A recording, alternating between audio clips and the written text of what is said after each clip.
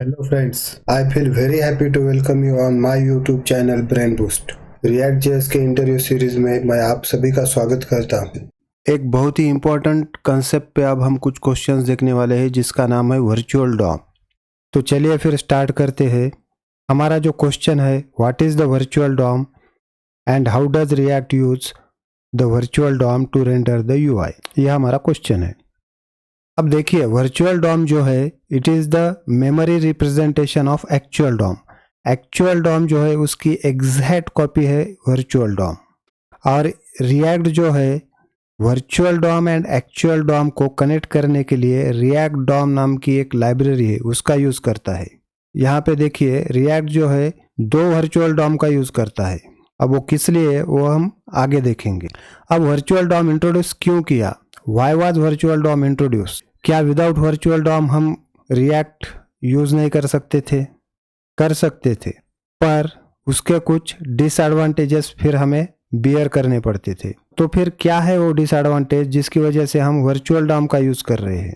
Actual Dom के साथ हमें एक प्रॉब्लम फेस करना पड़ता है and that problem is inefficient updating. इस इनएफिशिएंट अपडेटिंग को एड्रेस करने के लिए या ये जो प्रॉब्लम है उसे सॉल्व करने के लिए वर्चुअल डॉम रिएक्ट ने इंट्रोड्यूस किया है।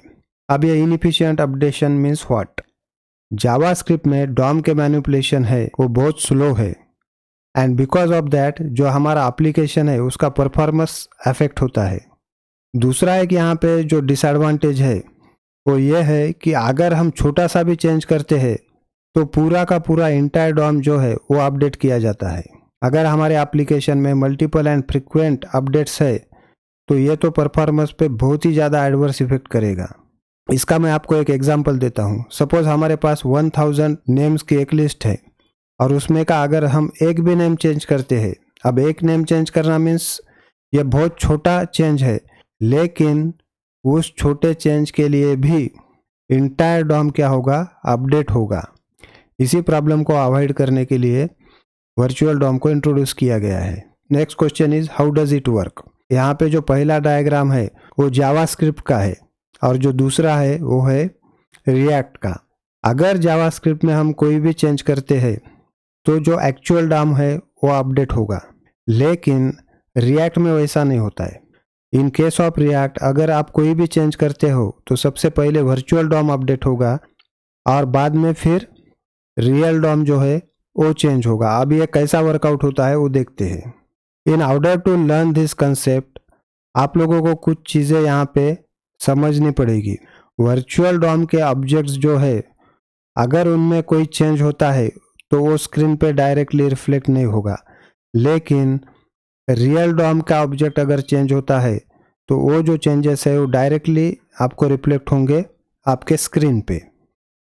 सेकंड पॉइंट, जब जब हमारा कंपोनेंट रेंडर होगा यानी कि हमारा JSX रेंडर होगा तब तब वर्चुअल डॉम के जो ऑब्जेक्ट्स है वो अपडेट होते हैं। Updation of virtual DOM object is very fast compare to the real DOM. Next point, हम पहले देख चुके हैं कि जो वर्चुअल डॉम है उसके जो ऑब्जेक्ट्स है वो एक्चुअल ऑब्जेक्ट्स नहीं है, वो क्या है? ब्लूप्रिंट्स है। और उसी वजह से वर्चुअल डॉम अपडेशन जो है वो बहुत क्विक है, लेकिन रियल डॉम में जो ऑब्जेक्ट्स है वो रियल ऑब्जेक्ट्स है, इसीलिए रियल डॉम अपडेशन जो है वो स्लो है। अब हम समझते हैं कि ये अपडेशन एक्चुअल में होता कैसे है। देखिए, रिएक्ट जो है वो दो वर्चुअल डॉम का यूज़ करता है। उसमें से एक वर्चुअल डॉम का यूज़ किया जाता है ऑब्जेक्ट की करंट स्टेट को स्टोर करने के लिए, और दूसरा जो वर्चुअल डॉम है उसका यूज़ किया जाता है ऑब्जेक्ट की प्रीवियस स्टेट को स्टोर करने के लिए। इस तरह से रिएक्ट ट्रैक कर सकता है ऑब्जेक्ट की करंट एंड प्रीवियस स्टेट को। जब भी वर्चुअल डॉम अपडेट होता है तो रिएक्ट क्या करता है? उसके दोनों वर्चुअल डॉम को कंपेयर करता है। इस कंपैरिजन में वो फाइंड आउट करता है कि एक्चुअल में वर्चुअल डॉम के कौन से ऑब्जेक्ट्स अपडेट हुए हैं। इन चेंजेस को वर्चुअल डॉम फॉरवर्ड कर देता है रियल डॉम को और उतने ही चेंजेस अपडेट किए जाते हैं in real DOM. So this is the way how virtual DOM works. अब यहाँ पे हम देखेंगे रियल डॉम और वर्चुअल डॉम में जो है क्या डिफरेंसेस है। Updation of real DOM is slow, updation of virtual DOM is very fast. Real DOM directly HTML को अपडेट कर सकता है, लेकिन वर्चुअल डॉम डायरेक्टली HTML को अपडेट नहीं कर सकता। अगर एलिमेंट अपडेट होता है तो रियल डॉम जो है वो नया डॉम बनाता है, it creates a new DOM. लेकिन अगर एलिमेंट अपडेट होते हैं तो वर्चुअल डॉम जो है वो JSX को अपडेट करता है, वो नया डॉम नहीं बनाता। रियल डॉम में DOM manipulations are very expensive. In virtual DOM manipulations are easy and inexpensive. Real DOM में मेमोरी वेस्टेज है, in case of virtual DOM no memory wastage. Next हम देखने वाले हैं what are the differences between control and uncontrolled component. तो इन difference को learn करने से पहले हम ये देखते हैं कि ये कंट्रोल कंपोनेंट और अनकंट्रोल कंपोनेंट्स क्या होते हैं और उनका यूज़ क्यों किया जाता है। इन रिएक्ट फॉर्म को हैंडल करने के लिए 2 अप्रोचेस का यूज़ किया जाता है और उसे हम कंट्रोल एंड अनकंट्रोल कंपोनेंट के नाम से भी जानते हैं। इन case of control component form के जो एलिमेंट है जैसे इनपुट एलिमेंट रिएक्ट कंट्रोल करता है। अब यह कंट्रोल करने के लिए यहाँ पे क्या किया जाता है, एक स्टेट बनाई जाती है और उस पे इवेंट फायर करते हैं हम। और अगर यूज़र कोई उसको इनपुट देता है और वहाँ पे कोई चेंज अगर होता है तो रिफ्लेक्ट होता है हमारे कोड में। कंसिडर कीजिए हमारे पास एक इनपुट एलिमेंट है, जब भी कोई डेटा वहाँ पे इंटर होगा तो वहाँ पे लगाए वाला ऑन चेंज जो इवेंट है वो फायर होगा। अगर डेटा वैलिड होता है तो हमारी स्टेट जो है उसको चेंज करके और कंपोनेंट को री रेंडर किया जाएगा with new value. So basically हम यहाँ पे क्या कर रहे हैं, कंट्रोल कंपोनेंट में स्टेट का यूज कर रहे हैं to control the form element. और इसी वजह से कंट्रोल कंपोनेंट जो है वो प्रेडिक्टेबल है end developer exercises more control in control component. अब देखते हैं ये अनकंट्रोल्ड कंपोनेंट्स क्या होते हैं। अनकंट्रोल्ड कंपोनेंट में इनपुट एलिमेंट की वैल्यू जो है उसको हैंडल करता है डॉम। यहाँ पे हम कोई स्टेट नहीं बनाएंगे, कोई इवेंट फायर नहीं होगा। डॉम जो है वो खुद ही उस इनपुट एलिमेंट की जो वैल्यू है उसको हैंडल करेगा। अनकंट्रोल्ड कंपोनेंट का behaviour and normal HTML input element का बिहेवियर एग्जैक्टली सेम होता है। इसके लिए रेफ का यूज़ किया जाता है। यहाँ पे रिएक्ट कोई भी रोल प्ले नहीं करता। जब भी इनपुट फील्ड में डेटा इंटर किया जाएगा वो जो अपडेटेड डेटा है वो डायरेक्टली रिफ्लेक्ट होगा आपके स्क्रीन पे। ये जो पूरा ऑपरेशन है वो डॉम खुद परफॉर्म करेगा, उसके लिए रेफ का यूज़ किया जाता है।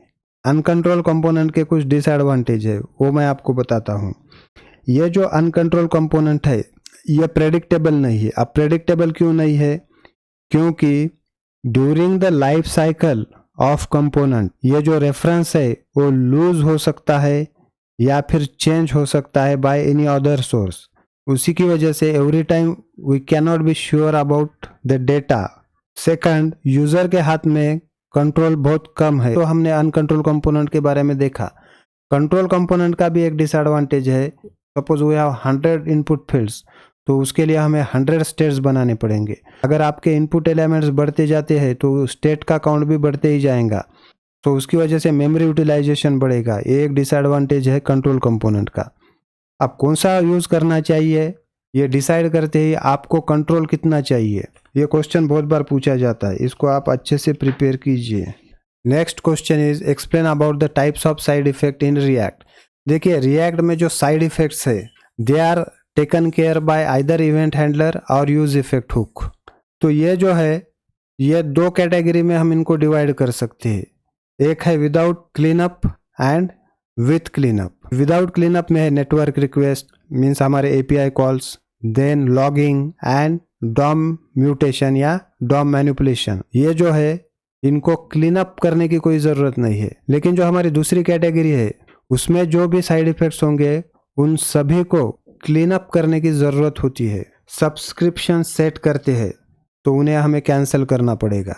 अगर हम कुछ टाइमर सेट करते हैं तो उन टाइमर्स को हमें इनवैलिडेट करना पड़ेगा। अगर आप इवेंट लिसनर्स ऐड करते हो तो उनको क्लीनअप मैकेनिज्म का यूज़ करके रिमूव करना पड़ेगा। तो ये कुछ यहाँ पे एग्जाम्पल्स है साइड इफ़ेक्ट्स के जिनको क्लीनअप करने की ज़रूरत है। अगर हम इनको क्लीनअप नहीं करते तो क्या होगा, हमें स्टेल वैल्यूज़ मिलेगी आउटपुट में नेक्स्ट हम देखने वाले हैं what is the prop drilling in React. देखिए यहाँ पे एक कंटेनर नाम का कंपोनेंट है जिसके पास डेटा है, दैट इज़ आवर सोर्स। और इस हियरार्ची में ये जो कंटेनर है वो at the top level, but हमें क्या करना है, ये डेटा जो है वो हमें चाइल्ड कंपोनेंट को पास करना है। And in this tree structure child component जो है वो डीपली नेस्टेड कंपोनेंट है एंड उसकी जो हियरार्ची में पोजीशन है वो बॉटम मोस्ट पोजीशन है एंड सोर्स कहाँ पे है, टॉप मोस्ट पोजीशन पे है।